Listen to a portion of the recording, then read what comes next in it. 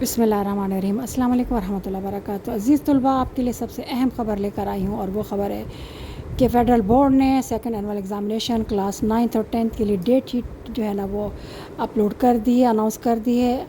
आप इस date sheet को अच्छी तरह गौर से देखिए। सबसे आखिर में मैंने अलग क्लास 9th और 10th के जो अलग सब्जेक्ट के हिसाब से जो है ना वो मैंने डेट शीट आपको दोबारा लिख कर वो दे दी है, ताकि आप उसको यहाँ से अगर किसी को प्रॉपर समझ नहीं आती तो आप नेक्स्ट आखिरी पेज पे उसको अच्छी तरह देख सकते हैं। पूरी वीडियो गौर से देखिए, उसको समझिए।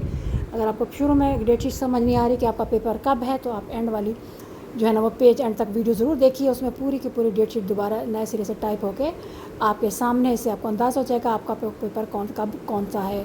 अच्छी तरह तैयारी कर लीजिए। FBSC फेडरल बोर्ड ने नई डेट शीट 2023 का जो सेकेंड एनुअल है उसका अनाउंसमेंट कर दी है। अब आप लोग जल्दी से तैयारी करें और अच्छे नंबरों से पास हो जाएं।